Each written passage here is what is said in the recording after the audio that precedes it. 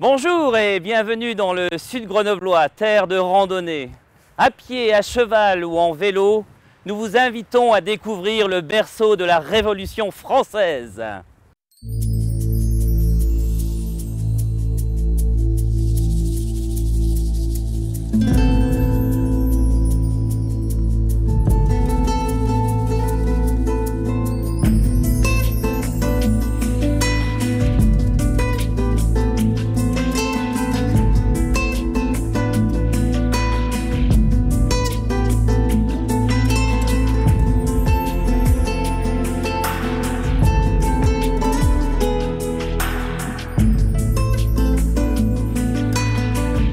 Pour les plus jeunes, on peut faire du poney, donc des stages à poney pour en dessous de 10 ans.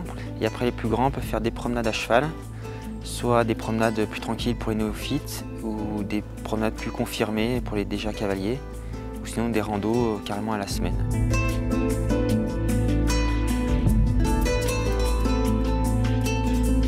On peut emmener des gens qui n'ont jamais fait de cheval pour une première expérience. Donc au niveau des chemins, on a le choix entre des chemins plats, vraiment faciles, accessibles facilement, ou des chemins avec du dénivelé, des plus grosses descentes. Voilà, on peut aller au sommet du Grand Cerf, du Connex, donc là où c'est des grosses balades, ou juste des petits circuits autour des lacs.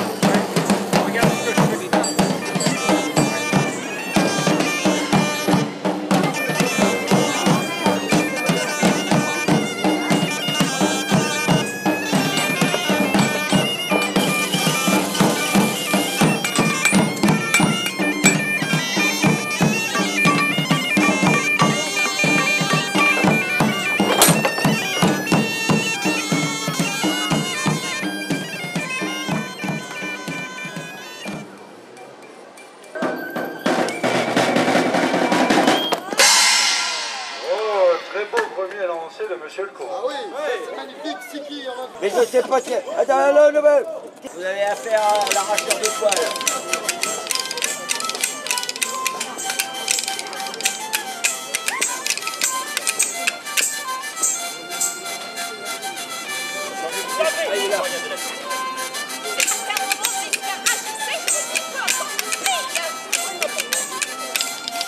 J'ai décidé de m'occuper de ministre, mon premier ministre, monsieur de la Roumanie.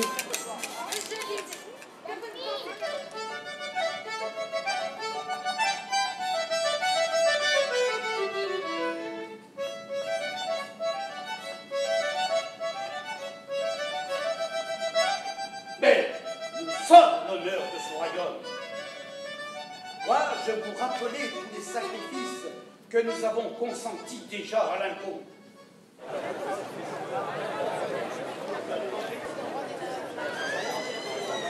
Alors, non, pas trois.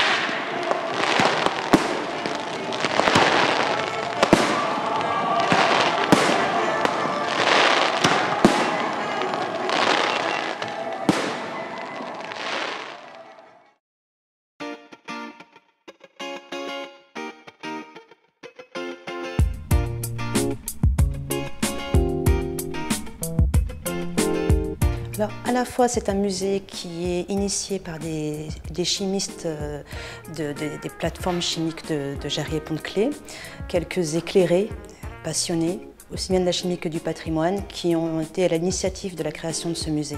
Donc on va y trouver des pièces rares, des pièces industrielles et de laboratoire, mais on va aussi y trouver une animation qui correspond plus aux attentes du public d'aujourd'hui.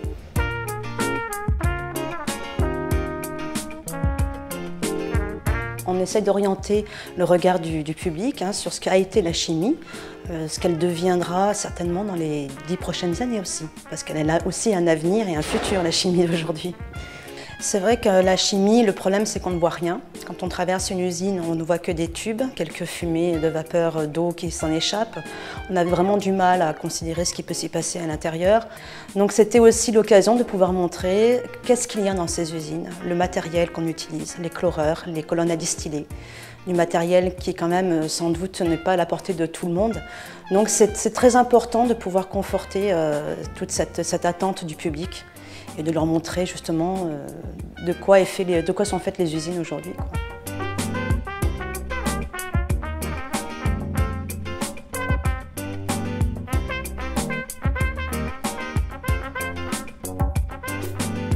Il y a deux publics qui viennent. Le public passionné, celui qui a les connaissances de base. Et lui va y trouver son bonheur, en quelque sorte, du matériel qu'il a utilisé.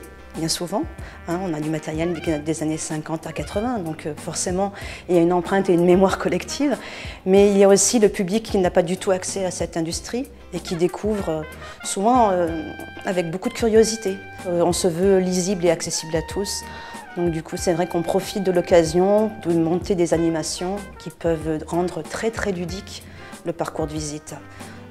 Et je pense que finalement, tout le monde comprend ce qu'est la chimie finalement dans la vie de tous les jours et aussi peut se découvrir aussi une passion. On a vu des enfants fans revenir fréquemment aux animations qu'ils ont proposées au musée. Donc c'est quand même la preuve que quelque part il y a un intérêt collectif à cette discipline.